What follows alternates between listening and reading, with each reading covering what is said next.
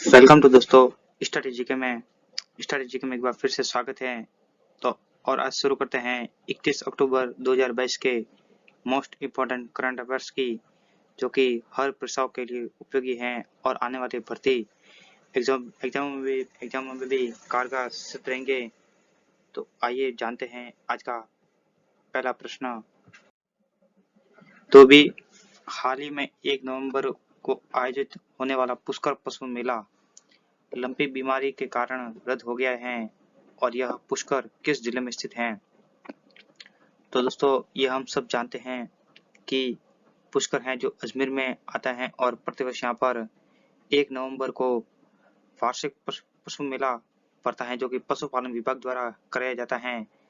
और यहाँ पर इस बार यहाँ पर 1 नवंबर को आयोजित होने वाला पुष्कर पशु मेला लंपी वायरस बीमारी के कारण पशुपालन विभाग ने यहाँ मेला रद्द कर दिया गया है, क्योंकि कुछ माह पहले पशुओं में एक बीमारी पाई गई थी, जो कि खासकर गायों में, और भी कई ऐसे पशु थे उनमें भी गंभीर रोग पाए गए थे। और इसी के कारण सरकार ने यहाँ पशुपालन विभाग के द्वारा यहाँ पर 1 नवंबर को होने वाले पुष्कर पशु मेला रद्द कर दिया गया है। और यहाँ पर हर वर्ष कार्तिक पूर्णिमा पर दीपदान का महोत्सव मनाया जाता है।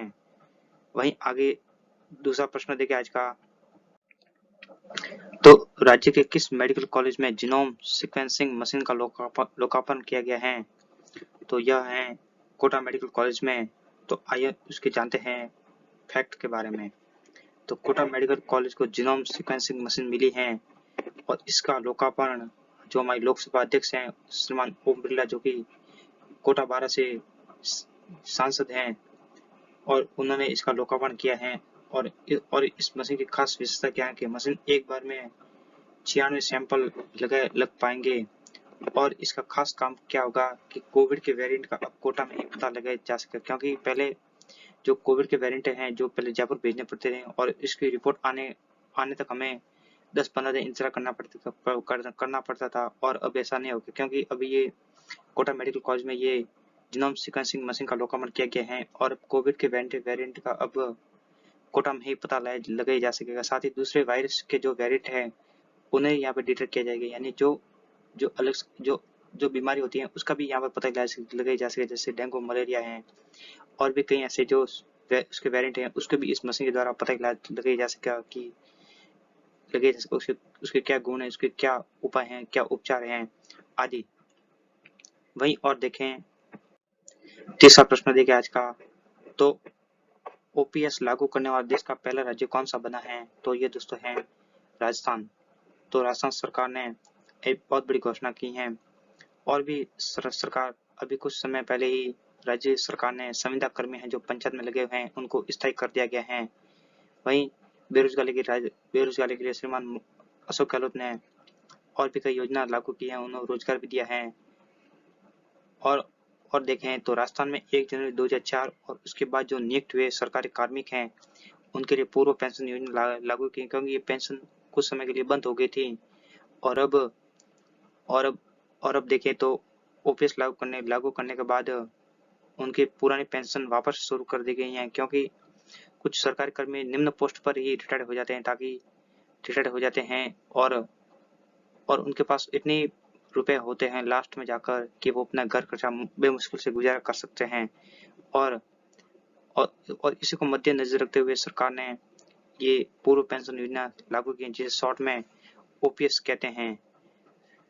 वही एक सरकार ने और योजना शुरू की है जिसे आरजीएचएस कहते हैं, जिसमें क्या होता है कि राज्य के कर्मचारियों, पेंशनरों या आश्रित जो सदस्य होते हैं उनको कैशलेस या निःशुल्क चिकित्सा सुविधा मुहैया कराया जाता है।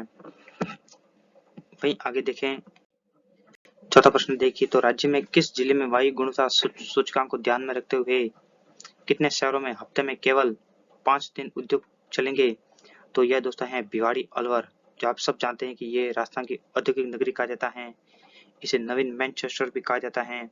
और यहाँ पर भी जापानी निमराना पार्क, यहाँ पर जापानी औद्योगिक सेक्टर हैं जिसमें निमराना प्रमुख है, भिवाड़ी है।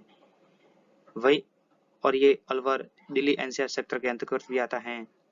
वही इसके फैक्ट के बाद देखें तो भिवाड़ी शहर का वायु गुणवत्ता सूचकांक जिसे एक्यूआई कहते हैं, जो भी अक्टूबर के अंतिम हफ्ते में 300 से ऊपर जा पहुंचा है और इसी कारण वहां की सरकार, वहां के जिला प्रशासन के द्वारा के कारण भिवाड़ी के अन्य हिस्सों में ग्रैब के तीसरे चरण में पाबंदी लगा दी गई, यानी कि वहां पर जो तोड़फोड़ का कार्य है, खनन कार्य है, जो औद्योगिक सेक्टर हैं, जो जो कंस्ट्रक्शन का काम है, उनको कुछ समय के लिए वहां पर रोक दिया गया है।